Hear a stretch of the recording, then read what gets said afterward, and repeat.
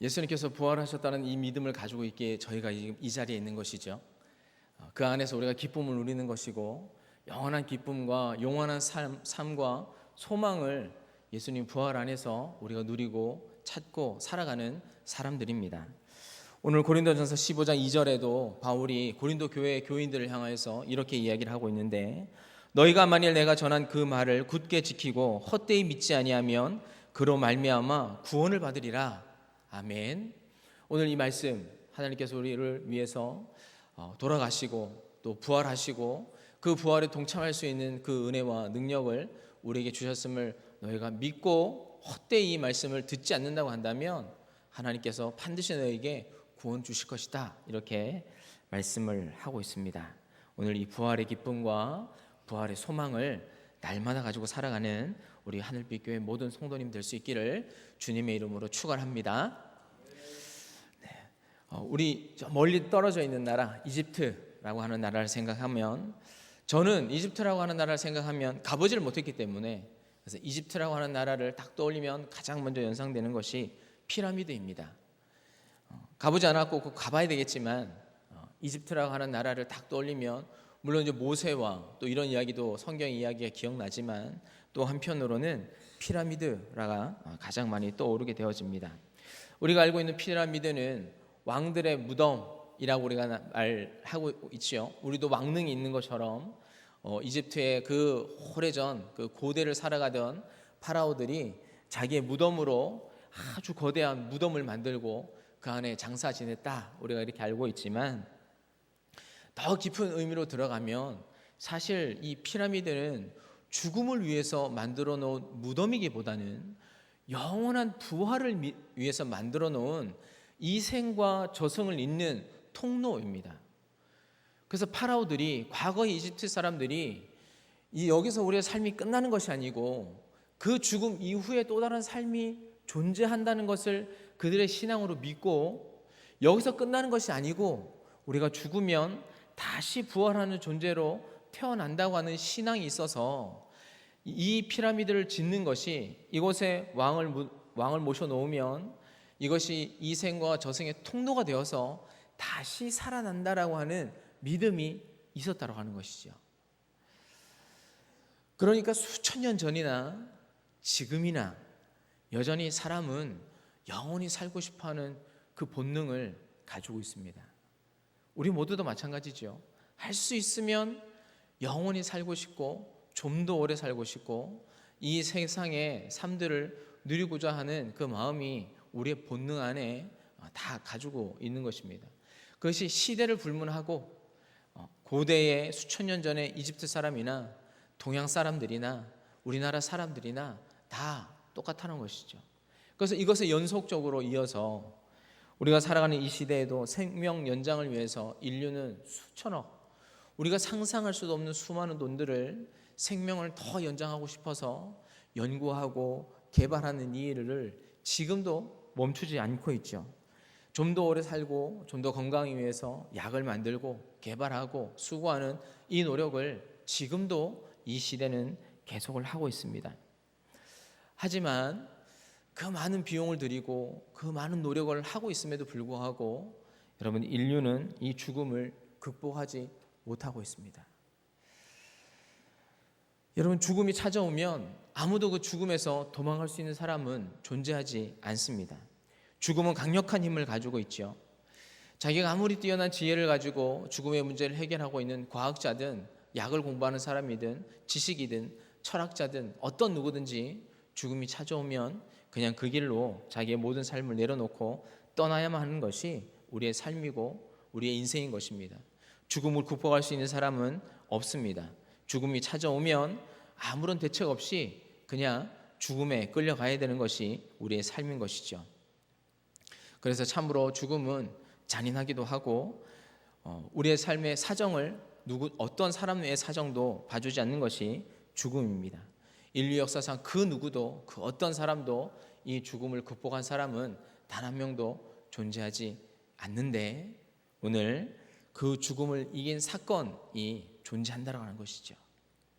단 한 번 이 죽음을 극복한 사례가 성경에 기록되어져 있습니다. 그것이 바로 우리가 잘 알고 있는 바로 예수 그리스도의 부활 사건입니다. 이 부활은 인간의 한계를 뛰어넘는 초역사적인 사건이고 또 초자연적인 하나님께서 이루어 놓으신 하나님의 사건입니다.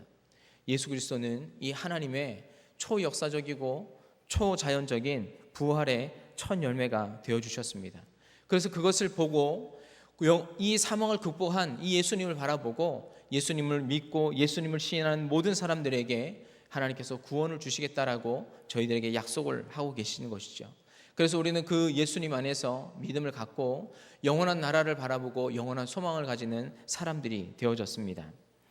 많은 사람들이 죽음은 그만이다 얘기합니다. 죽음 이후에 뭐가 있냐? 죽음 후에 끝이다. 이렇게 이야기를 하고 있는 사람도 있지요. 오늘 이 말씀을 전하고 있는 사도 바울이 고린도 교회 사람들이 바울에게 질문하였습니다. 정말 부활이 있습니까? 정말 당신이 말하는 그 예수님을 믿으면 우리에게 영원한 삶과 부활이 있는 것입니까? 고린도 교회 사람들이 바울에게 물었습니다. 오늘 그 질문을 하는 고린도 교회 사람들을 향하여서 바울이 오늘 이 성경 말씀을 가지고 대답을 하고 있는 것이죠. 읽었던 본문의 50절과 53절의 말씀을 보면 이렇게 기록되어져 있습니다.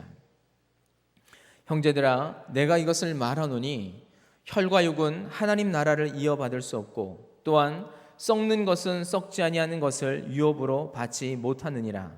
보라, 내가 너에게 비밀을 말하노니 우리가 다 잠잘 것이 아니요 마지막 나팔에 순식간에 호련히 다 변화되리니 나팔 소리가 나매 죽은 자들이 썩지 아니할 것으로 다시 살아나고 우리도 변화되리라.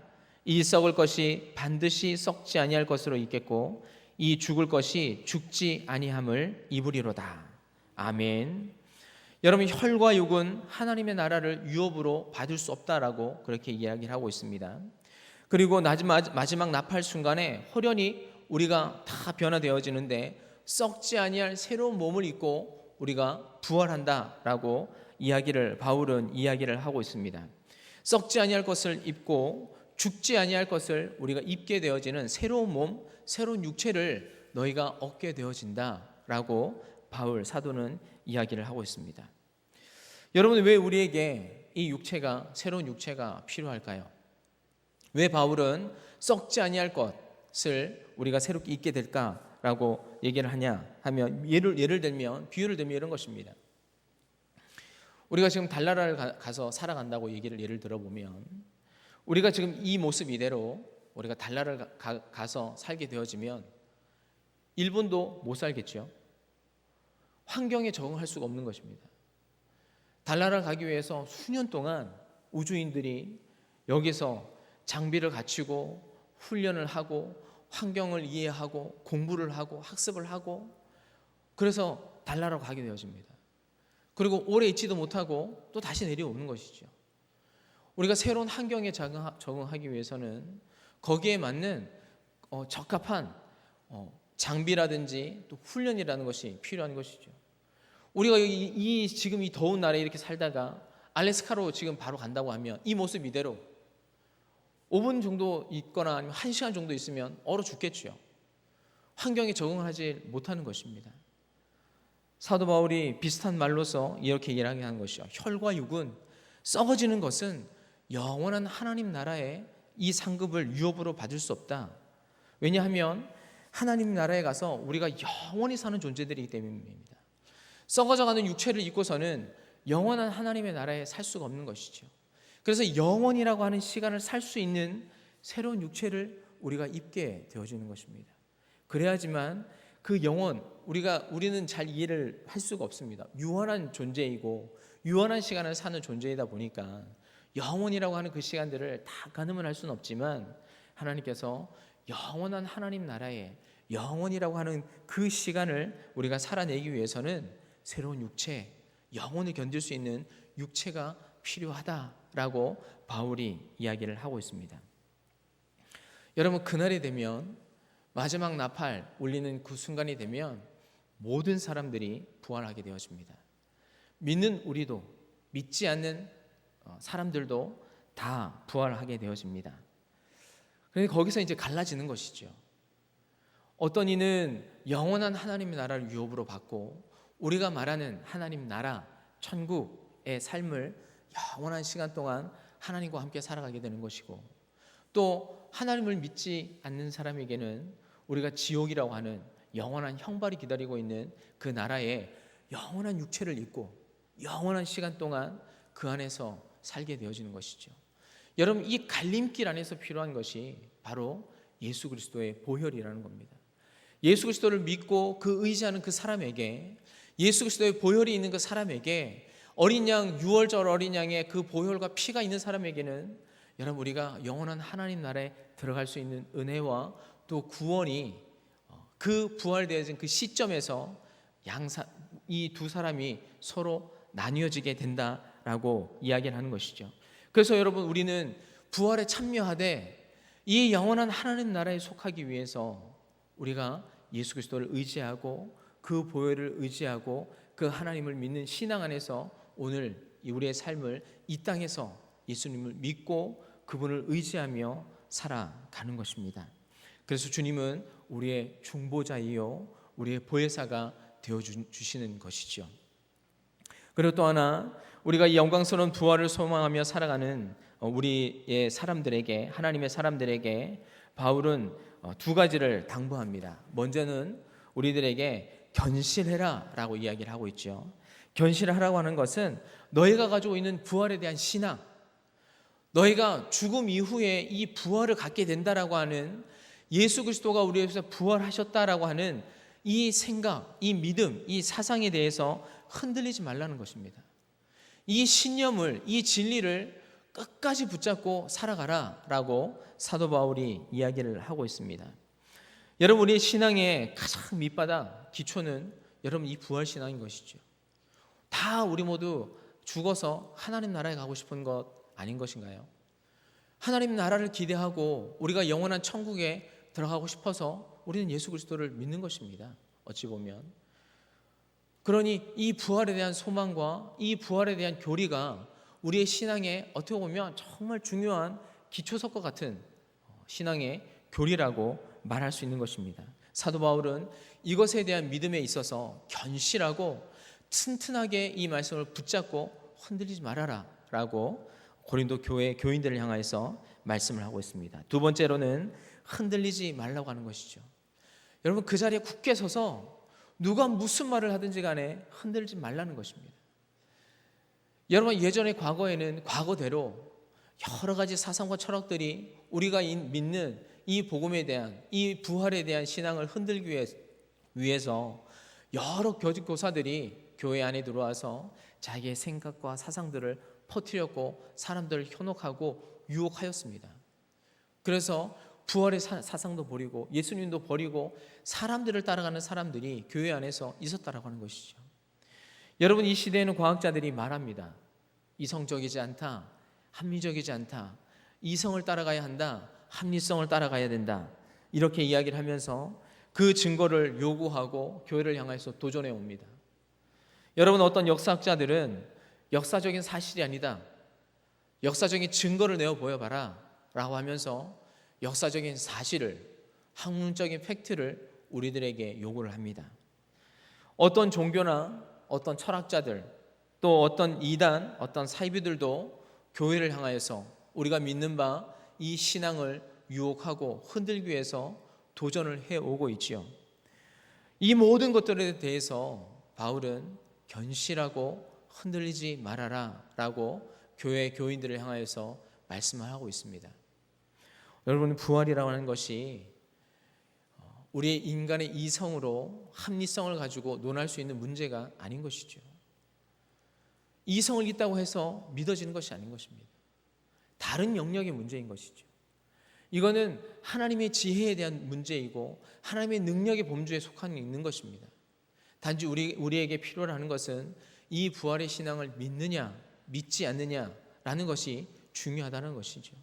인간의 생각으로, 인간의 학문으로 부활을 논하고 이것이 맞다 틀리다 논할 수 있는 문제가 결코 아니라고 하는 것입니다. 그래서 사도 바울은 사망을 향하여서 이렇게 외치고 있습니다. 사망아, 너희 승리가 어디 있느냐? 여러분, 그 이전에는 아무런 답이 없었습니다. 이 사망에 대한 어떤 답도, 어떤 해답도 인류는 가지고 있지 않았습니다. 그냥 죽으면 죽는 것에 대해서 인간은 끌려가고 있는 존재였지만, 오늘 사도 바울은 사망을 향하여서 담대히 외치고 있죠. 사망아, 너희 승리가 어디 있냐? 예수님께서 부활의 승리자가 되심으로 인해서 더 이상 너희 승리가 이루어지지 않는다라고 바울은 사망을 향하여서 담대하게 외치고 있습니다. 그래서 주님께서 부활하심으로 사망을 이기셨음을 바울은 선포를 하고 있는 것이죠. 또 바울은 사망아, 너희 쏘는 것이 어디 있느냐라고 외치고 있습니다. 마치 정갈의 독과 같이 오늘 우리의 삶을 향하여서, 우리의 영혼을 향하여서 아프게 찌르고 찾아오는 이 사망을 향하여서 더 이상 너가 찌르는 것, 내가 피해를 주는 것, 우리를 아프게 하는 모든 것에서부터 그 모든 것들이 예수님의 부활로 말미암아 아무 의미가 없어졌음에 대해서 바울은 당당하게 사망을 향하여서 선포를 하고 있습니다. 예수님께서 오시는 그날에, 지금은 아니겠지요. 바울도 얘기하는 것은 우리가 당장 이 이루어지는 것은 아니지만 언젠가 주님께서 다시 오는 그날에 썩을 것이 썩지 아닌 것을 입고 이 죽을 것이 죽지 아니하는 것을 입을 그때에 사망이 삼키어지고 승리를 이룰 것이다라고 바울은 이 복음에 대해서, 이 부활에 대해서 불안해하고 떨고 있는 고린도 교인들을 향하여서 선포를 하고 있습니다. 여러분, 부활이라는 것은 사망을 사망시킨 사건입니다.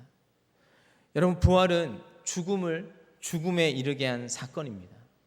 부활은 저주를 저주시킨 사건입니다. 여러분, 우리가 부활을 통하여서 영원한 하나님 나라에 그 소망에 들어갈 수 있는 새로운 길들이 열렸다라고 하는 것이죠. 이 부활의 신앙을 가지고 있는 사람들에게 오늘 두 가지 열매에 대해서 바울은 이야기를 하고 있습니다. 먼저 부활의 신앙을 가지고 있는 삶의 자세와 태도, 그것은 먼저 하나님께 감사하는 삶을 살아갈 수 있게 된다고 하는 것이죠. 여러분, 이 부활을 가지고 있는 사람 항상 하나님 앞에 감사하는 삶을 살아가게 되어집니다. 불평할 이유가 없는 것이죠. 절망할 이유도 없는 것입니다. 여러분, 우리의 시각과 관점이 달라지는 것이죠. 예전에는 죽음에 대한 두려움 가운데 살았습니다. 죽으면 어떻게 되나? 죽으면 끝나는 것이 아닌가? 그러니 우리에게 주어진 이 짤막한 이 100년도 안 되는 삶을 살아가면서 내 마음이 원하는 대로 사는 것이죠.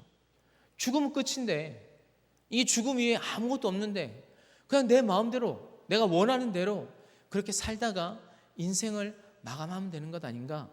이런 생각을 살면서 살아가다가 여러분, 부활이 기다리고 있다고 한다면 우리 안에 새로운 소망을 가지고 살아갈 수 있는 그 은혜와 감사의 삶이 우리들에게 새롭게 열린다는 것이죠.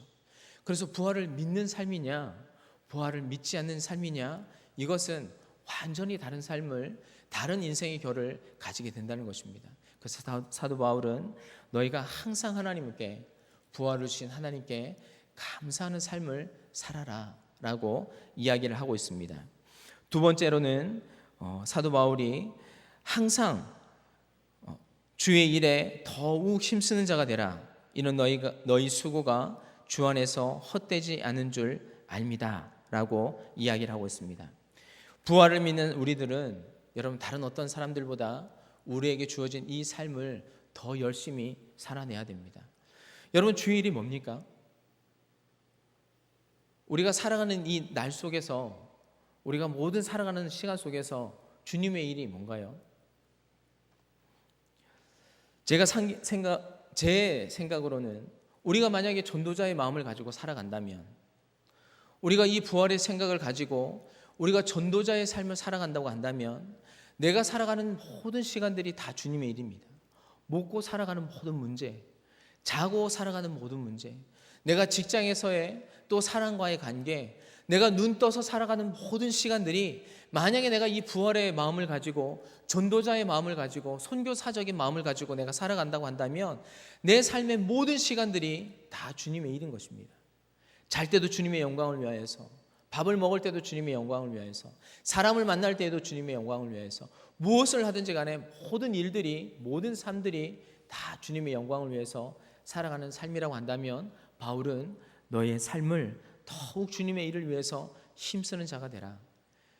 이 부활의 소망을 증거하고, 이 부활의 삶을 증거하고, 내 주변에 있는 모든 사람들에게 정말 견실하게 흔들리지 않게 그 사람들에게 네가 믿고 있는 바, 이 부활을 믿고 살아가는 네 모습을, 내 삶을 많은 사람들 앞에 정말 잘 보여서 너의 부활, 내가 믿고 있는 그 믿음, 내가 믿고 있는 그 하나님을 많은 사람들 앞에 드러내는 삶을 살아라고 사도 바울은 더욱 살아가는 모든 일에 힘쓰는 자가 되라고 말씀을 하고 있는 것입니다.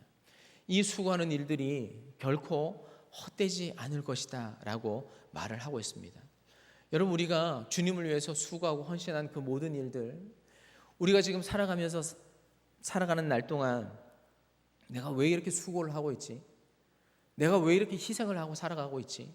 내가 왜 이렇게 포기하고 살아가고 있지? 라고 생각이 들 수도 있을지 모르겠지만, 여러분, 우리가 죽음 이후에 하나님 앞에 섰을 때에 하나님께서 여러분들이 하신 그 모든 일들에 대해서 하나님께서 다 보상하시고 하나님의 상급으로, 하나님의 은혜로 여러분의 삶 속에 다 갚아주실 것입니다. 그것이 우리가 부활을 믿고 살아가는 삶인 것이죠.